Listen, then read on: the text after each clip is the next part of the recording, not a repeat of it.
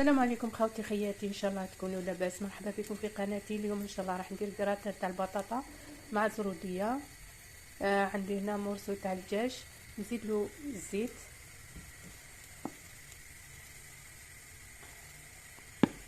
نزيد له حبه تاع البصل قطع رقيقه. عندي هنا التوابل،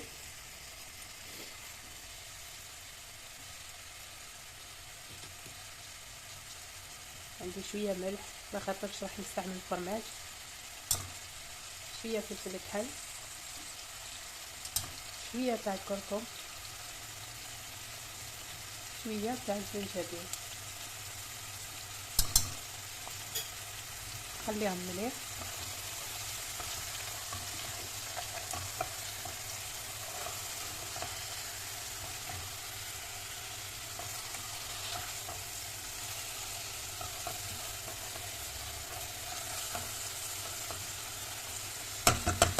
خليهم يتخلوا مليح، مرقها ونخليها طيب. نغطى هذاك الدجاج،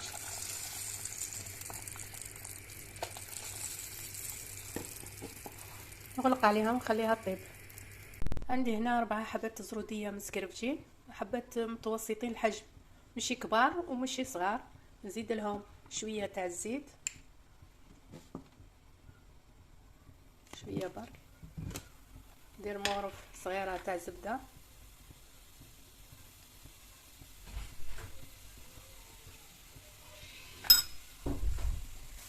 نزيد لها شويه تاع الملح، شويه هكا تاع الفلفل الكحل، شويه كركم،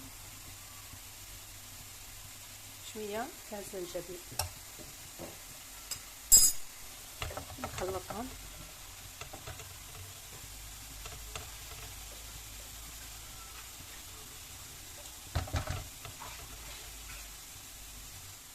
خليها حتى تذبل هذيك الزروديه ونحيها. درك هذيك الزروديه نزيد لها هذاك الدجاج اللي طيبته في لاصوص، فتتو هاوليك، نزيد لها شويه تاع الفرماج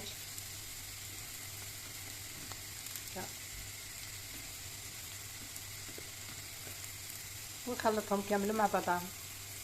خلطهم دركا كامل مع بعضهم، نطفي عليهم ونروح نوجد البلاطو اللي راح ندير فيه الكراطه. هذه لاصوص اللي طيبت فيها هذاك الدجاج. عندي هنا شويه فرماج، عندي 3 حبات تاع البيض، المعدنوس والبطاطا مقليه، وهذيك الزروديه اللي وجدتها. درك نبدا نحضر.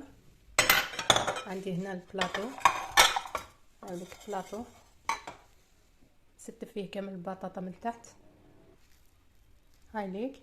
درك نفرغ هذيك الزروديه فوق البطاطا والبلاطو، ندهنوه بالزبده قبل ما نديرو فوقه البطاطا.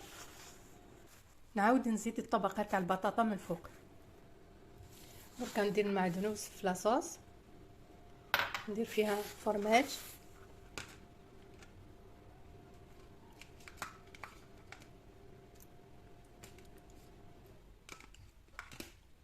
نكسر فيها هذوك 3 حبات تاع البيض ونخلطهم مليح مع بعضهم. بعد ما خلطتهم مليح نفرغهم فوق البلاطو.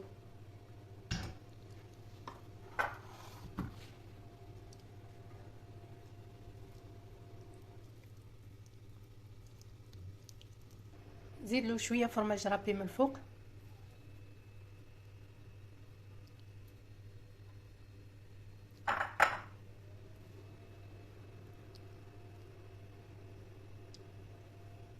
درك ندخلو الفور.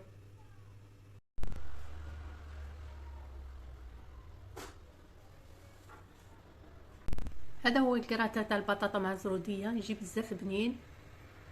ان شاء الله الوصفه تكون عجبتكم. نتلاقاو في وصفه واحده اخرى، ومع السلامه.